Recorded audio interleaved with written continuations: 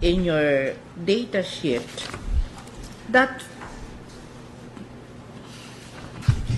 from 2000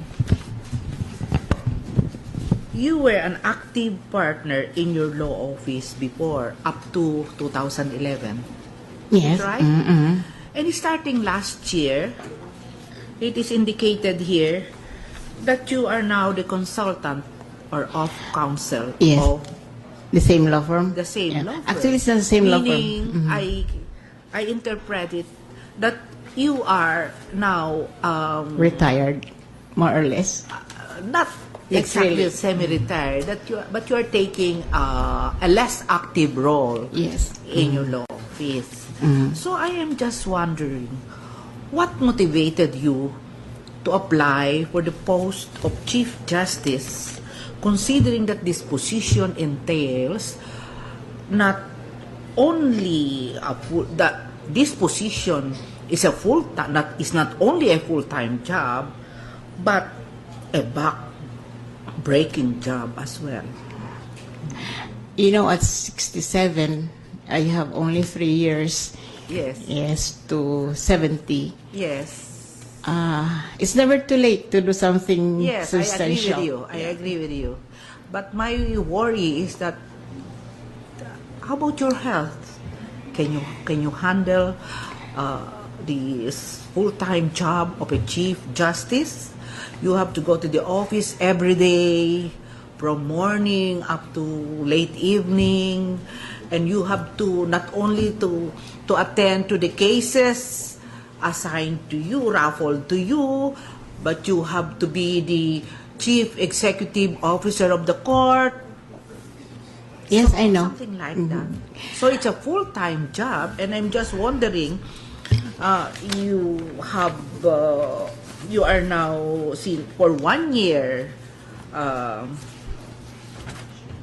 Your role in your law office is, I think, it's a part-time. Yes, basically I've been involved in, I have 2 books in line, so I still work up to the wee hours But in of the- the evening at on the- my own time. In your That's own the time difference. and in the house. Yes. If you want to relax, you can relax anytime. That's but as right. the Chief Justice, even if you want to relax, you cannot relax because of the volume of your work. Yes, So, that's do you right. think you can handle that? I think so. How is your health, Attorney De Castro? I think I have a medical, I have undergone medical examination, and if I believe the doctors, Yeah, what did they say? they say I'm fit to work. So, because actually I was really waiting for the medical exam, because if the results would say not fit to work, then I would probably just, stay put. Okay, so did you tell the doctor that you are applying for the post of Chief Justice? I didn't have to tell them. But I think they're ready. You will just use that certificate for purposes of... No, they didn't know that. I see. Actually, there are 3 pages in my laboratory. Oh, yeah. Instead of just 1 page, I said everything. So in Makati Med, they called it 23 something. So Yes. it's all the works. I wanted to be sure because I have to be fair to you. Yes. And to I have yourself to- also. And to your family. Yes, I have to be fair. Okay.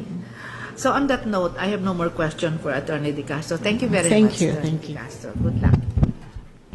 Justice Hermosissima, sir. Good morning, Good morning. Professor.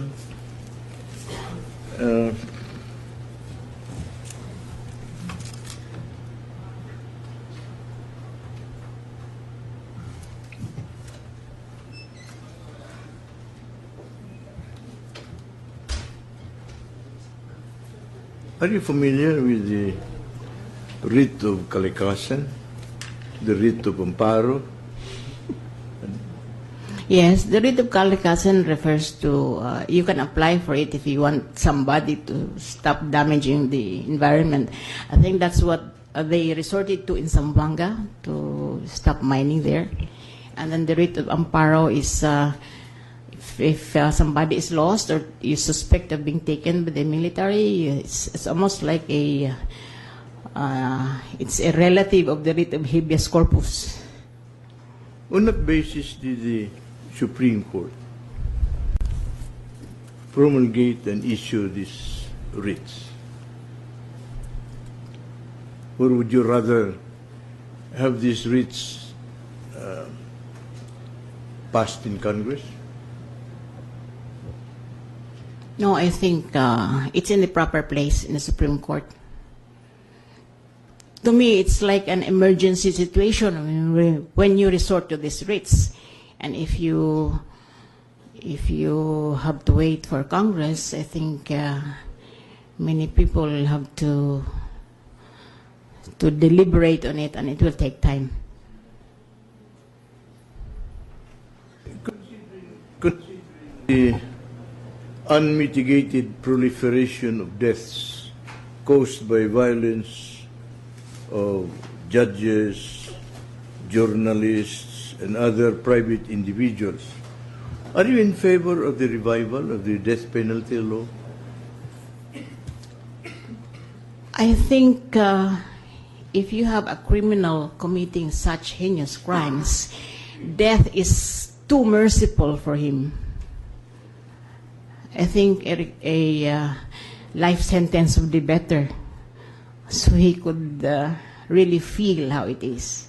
Death would be, there is a prayer about death. It's a release.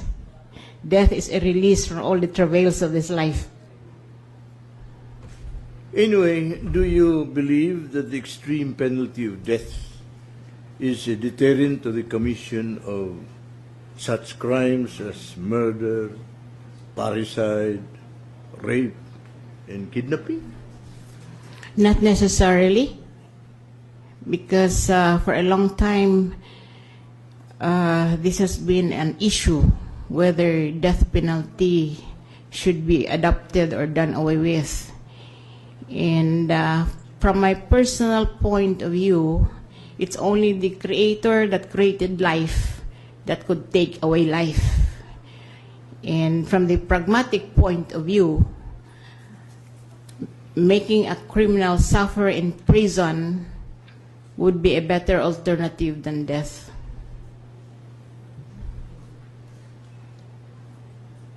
Will you not change your mind if you consider the fact that quite recently the Federal Supreme Court of the United States upheld the constitutionality of the death penalty? This in spite of the opposition of American bishops to the imposition of the penalty of death. 4 Catholics in the court voted in favor of the imposition of the death penalty. Maybe, What do you say? maybe they affirmed their that they are in favor of the death penalty under the particular circumstances of their society. Because maybe in U.S. society, it's now quite difficult to control, considering the freedom, the extreme freedom that people are allowed to exercise, and they're very difficult to control. Maybe that's the reason for their change of heart with respect to death penalty. That will be all, Thank you. Mr. Chief. Thank you very much. Congressman Topas will no longer ask question. It's now the turn of Secretary Mosngi. Thank you, Chair. I think my questions have already been propounded. I am satisfied with the answers. I have already enough to form an opinion. I give it to the Chair, Mr. Chair. Okay, Attorney De Castro, what is your inclination? Resolve the issue for the common good, or resolve the issue in favor of what you know and believe is just and right? Is it between common good or just and right? What is your inclination? You know, if you're in the judiciary, your task is to dispense justice, and justice is supposed to be blind. The question of common good is a pronouncement of policy. And if you're in the judiciary, your task is not to pronounce policy, but to distribute or dispense justice. You have a rule of law, you have a set of facts, then you decide what rule will apply to a set of facts. But for the question of common good, although it's also used in our Constitution, it's a question of, the issue is policy. It's more addressed to the legislators because they will have to determine whether something that they will adopt as law is for the common good. So I think in our system of government, where there are different branches of government, they have specific spheres of authority and power. The judiciary's task is to dispense justice. Okay. Now, aside from the qualifications, general qualifications provided in the Constitution, independence, probity, integrity, and probity and integrity, no? Are there other independence? Are there other traits and virtues that a candidate should possess in order to be an effective Chief Justice? I think a Chief Justice should also be humane, because he or she is not only a dispenser of justice, but being a head of office, he or she has to be an administrator. And you have employees, justices are also people, judges are people, they have their own wants and needs, and they work for a living. And that's why you have to be humane. You don't dispense justice to your employees, even if you're in an organization. You try to reach their needs, to feel for them. And that's the difference between an associate justice who is charged with making decisions, dispensing justice, writing all these, evaluating facts, applying the law, and a Chief Justice who is also an administrator and a manager. Must also be a good administrator. Of course. Okay. In fact, he is the chief administrator of the Supreme Court. Looks like. Most likely. Now, you will be coming from the outside, assuming that you are appointed Chief Justice. How would you lead the Supreme Court? Because you are coming from the outside. And how will you deal and lead with 14 justices of the Supreme Court? I don't have to deal or lead the justices of the Supreme Court because they themselves are leaders.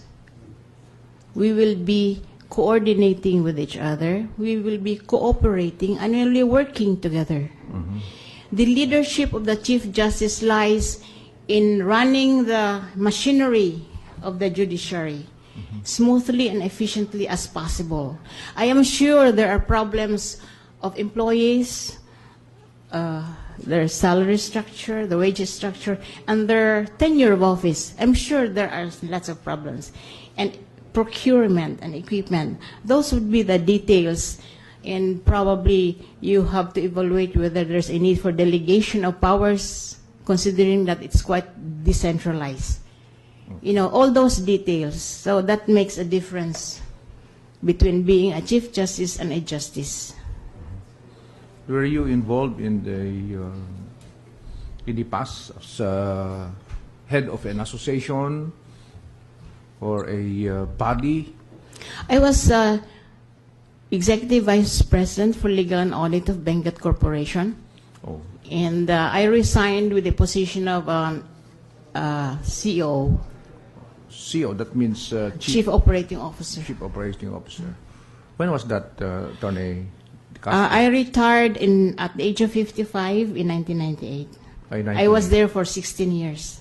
So I rose from the ranks as group manager, and I dealt with labor unions, collective bargaining agreements with miners, and strikes and whatever. almost everything. You're related to Attorney De Castro? Which one? There's so many. The older one. The older one. The older one. Arturo De Arturo? Castro, yeah.